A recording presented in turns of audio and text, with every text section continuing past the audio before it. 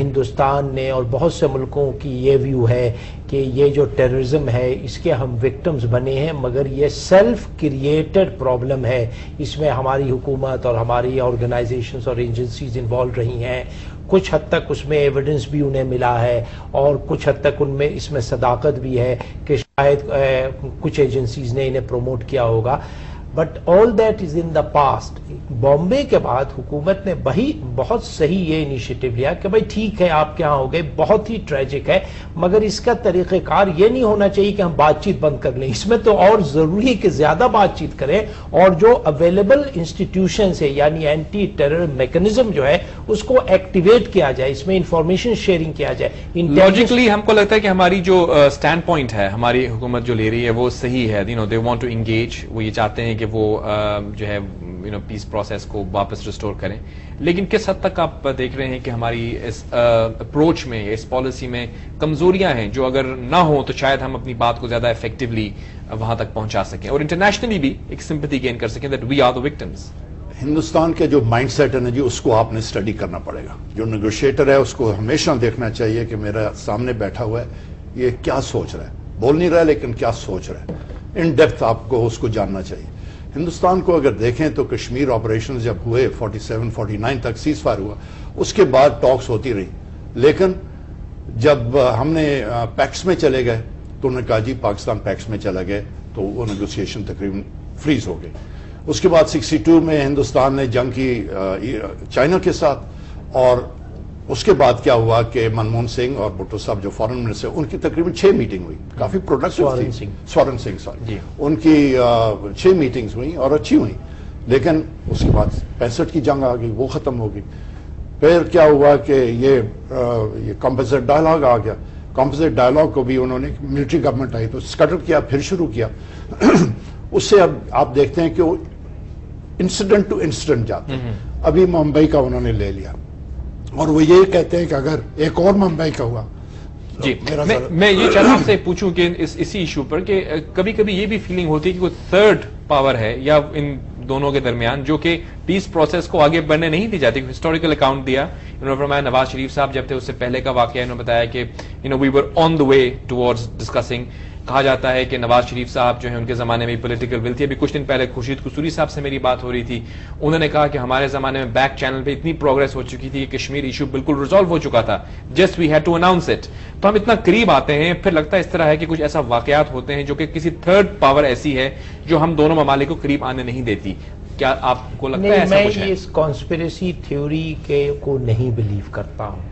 دیکھیے نواز شریف صاحب کی نیگوشیشنز اور مشرف صاحب کی نیگوشیشنز میں ایک کوالٹیٹیو ڈفرنس یہ تھا کہ مشرف صاحب جو ہیں وہ ایک اللیجٹیمیٹ رژیم کو ریپرزینٹ کرتے تھے اور میاں صاحب کی پارلیمنٹ میں بھی میجورٹی تھی اور آفٹر آل ایک ڈیموکریٹک ڈسپنسیشن تھا.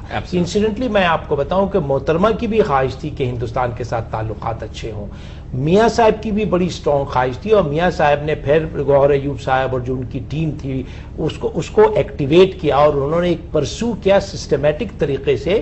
اور میں بتاؤں کافی حد تک میٹنگ آف مائنڈز ہو چکی تھی. یہ نہیں کہ کسی بس میں سفر کر کے آئے یہاں پہ اور ایک مائنڈ سیٹ میں ایسا معلوم ہو رہا تھا کہ ایک چینج نظر آ رہا ہے. واجپئی صاحب نے اپنی لاہور تقریر میں بھی اس بات کو ایڈمٹ کیا. مشرف صاحب کی پالیسی یہ تھی کہ ہم کنسیشنز دیتے جائیں، یعنی ہر رمضان کے فنکشن میں کنسیشنز دے دیا، عید میلاد النبی میں دے دیا، ہر فنکشنز میں. اور وہ یہ کلیم کرتے تھے کہ میں out of the box thinking کر رہا ہوں. اس پر ایک ہندوستانی نے بلکہ ریمارک یہ پاس کیا ٹی وی میں کہ ایسا معلوم ہوتا ہے کہ ساری انٹیلیجنس جو ہے وہ پاکستانی سائڈ میں، ہندوستان کے پاس کوئی انٹیلیجنس نہیں. نیگوشیشنز کنسیشن سے نہیں ہوتا ہے جاوید ملک صاحب، نیگوشیشنز ہوتا ہے آن بیسس آف ساورن ایکویلٹی جس میں دونوں سائیڈ کو ون ون سولوشن کے طرف جانا پڑتا ہے. اور نمبر 3 یہ کہ کشمیریز کے ایسپیریشنز کو آپ اگنور کر کے کوئی ڈیوریبل ریزولوشن نہیں کر سکتے. میں گفتگو میں آپ کو بھی شامل کروں لیکن بریک لینی پڑتی ہے ہم کو. فورس ہم بات کر رہے ہیں پاکستان اور ہندوستان کے درمیان جو ایک ریلیشنز ہیں کس طرح سے وہ امپروو کیے جا سکتے ہیں، کیونکہ یقیناً اس خطے کے لیے اور ہم دونوں ممالک کے لیے اچھا ہے کہ اگر ہمارے درمیان تعلقات دیرینہ ہوں اور اچھے ہوں. لیکن کچھ ایسے واقعات ہیں جو ایسے ایشوز ہیں جو جب تک ریزالو نہیں ہوں گے یہ حالات بہتر نہیں ہو سکتے. اس کی کیا وجوہات ہیں ہم ہسٹوریکل پرسپیکٹو لیں گے ایک چھوٹی سی بریک کے بعد.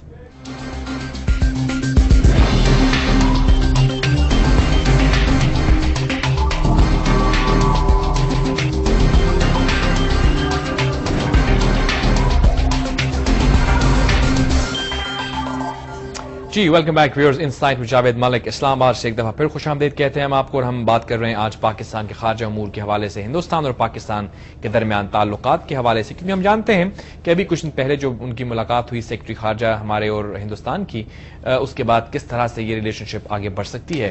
بریک سے پہلے طارق فاطمی صاحب سے بات ہوئی تھی، I'll ask you one question، نے کہا تھا کہ جی جو ایک پرنسپل ڈفرنس رہا ہے مشرف صاحب اور نواز شریف صاحب جو کہ گوہر ایوب صاحب کے زمانے میں پرائم منسٹر تھے، کہ he was obviously not an elected president، لیکن کچھ لوگ یہ بھی کہتے ہیں، اور جب میں ہندوستان کا پریس پڑھتا ہوں، کہ وہ یہ کہتے ہیں کہ الٹیمیٹ ڈیسیژن میکر ہمارے ہاں کیونکہ آرمی ہے، تو اگر وہ تھے تو ایک یونٹی آف کمانڈ کا جو بات کرتے تھے وہ پریزیڈنٹ مشرف صاحب، تو اس کے زمانے میں بھی یہ معاملات طے نہیں پائے، کوکہ خورشید قصوری صاحب نے کہا ہے کہ it was almost resolved the Kashmir issue.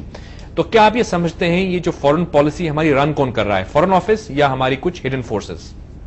نہیں، میرے خیال میں یہ سمجھنا ضروری ہے کہ، اور خاص طور سے پاکستانیوں کو تو اس کا علم ہے اور انڈینز کو بھی اس کا علم ہے، کہ ہماری جو فوج ہے اس کا بہت حد تک جو ہے اثر و رسوخ ہے فورن اور ڈیفنس پالیسی پر، اور کشمیر کی پالیسی، افغانستان کی پالیسی، امریکہ کے ساتھ پالیسیز جو ہیں اس میں ان کا بہت بڑا انپٹ ہے، اور وہ جو چاہتے ہیں زیادہ تر وہی ہوتا ہے۔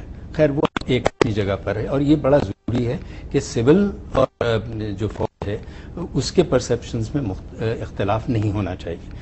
اصل بات میں ایک چیز آپ کو یہ کرنا چاہتا ہوں کہ اس وقت جو ہمارا سچویشن ہے انڈیا اور پاکستان کا، وہ یہ ہے کہ دونوں جو بڑی پارٹیز ہیں، بلکہ ساری پولیٹیکل پارٹیز پاکستان میں اس وقت ایسی ہیں جو کہ یہ چاہتی ہیں کہ ہندوستان سے تعلقات جو ہیں وہ بہت اچھے ہوں، اور آپ نے ان کی تاریخ بھی دیکھی، جب نواز شریف صاحب سے جیسے ذکر کیا اپنے فاطمی صاحب نے، انہوں نے آگے پیش رفت کی، اس کے ساتھ ساتھ جب بے نظیر محترمہ بے نظیر تھیں اس زمانے میں بھی پیش رفت ہوئی، اور آپ نے دیکھا کہ کانگریس جو ہے اس نے بھی پیش رفت کی ادھر سے، اور بی جے پی نے بھی بڑا صاف طور سے ایک آئے اور آ کے انہوں نے دوستی کا ہاتھ بڑھایا۔ تو سیاسی جماعتیں جتنی بھی ہیں، اور A N P, M Q M وغیرہ تو آپ نے دیکھا ہمیشہ سے انڈیا کے ساتھ اچھے تعلقات چاہتی، تو سیاسی جماعتیں تو دونوں طرف جو ہیں وہ یہ چاہتی ہیں کہ اچھے تعلقات ہوں، لیکن دونوں طرف جو اسٹیبلشمنٹس ہیں وہ بڑا ایک کوسچن مارک ہے، اس وجہ سے کہ دونوں طرف اسٹیبلشمنٹ رول ہوتا ہے۔ جی ہاں، دونوں طرف اسٹیبلشمنٹ جو ہیں وہ ایک رکاوٹ ہے، اور میں آپ کو ایک چیز بتاؤں، یہ سازش جو ہے یہ سازش نہیں ہے، ان کا جو مائنڈ سیٹ ہے وہ تبدیل نہیں ہو رہا ہے، اور وہ تبدیل اسی صورت میں ہوگا جب ایک سیاسی لیڈرز دونوں طرف ایسے ہوں، اور خاص طور سے انڈیا کی طرف ایسے ہوں جو کہ اپنے اسٹیبلشمنٹ کو کنٹرول کریں، اور مطلب جیسے پولیٹیکل ایک سیاسی عزم کے ساتھ آگے بڑھیں، اور جو اپنی ان کی سوچ ہے اس کو مسلط کریں اپنے اسٹیبلشمنٹس پر۔ 2/3 میجورٹی تھی آپ کے زمانے میں جب فورن میں نواز شریف صاحب واز ویری پاپولر، آج بھی بہت پاپولر ہیں، لیکن اس وقت تو وہ گورنمنٹ میں تھے۔ اس وقت جیسا یہ کہہ رہے ہیں کہ پولیٹیکل ول بھی تھی، then why did it not happen?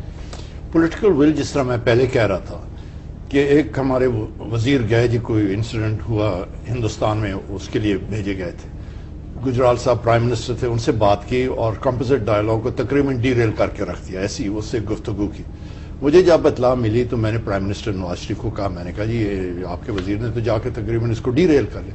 انہوں نے کہا گور صاحب پلیز آئی بیگ یو، کبھی انہوں نے ایسا استعمال نہیں کیا، I beg you to get this on track again, اور اس مذاکرات کو شروع کریں۔ وہ ہوگی، گجرال صاحب بھی چاہتے تھے کہ کمپوزٹ ڈائلاگ جو ان سے ہے وہ چلے آگے، نواز شریف بھی چاہتے تھے، ایک کیمسٹری تھی، اور ساتھ وہ اپنی پولیٹیکل پارٹیز کو بھی ساتھ لے جا رہے ہیں۔ رکاوٹ کیا تھی؟ جس طرح جنرل صاحب کہہ رہے ہیں، بینگ اے فارمر جنرل، کہتے ہیں کہ اسٹیبلشمنٹ جو ہے وہ ریلکٹنٹ ہوتی ہے، پولیٹیکل فورسز جو ہیں وہ دونوں طرف سے چاہتی ہیں۔ جی آگے پھر واجپئی صاحب آئے، وہ بھی کر رہے تھے، لاہور میں جا کے مینار پاکستان پہ بھی گئے، جی ڈھاکہ میں ہم گئے، this is now before mister Vajpayee, وہاں میٹنگ ہوئی between the prime ministers Bangladesh, India, Pakistan, تو ایک پاکستان اور ہندوستان کے درمیان جوائنٹ ڈکلیریشن جیسا ہوتا ہے، اسٹیٹمنٹ آنی تھی۔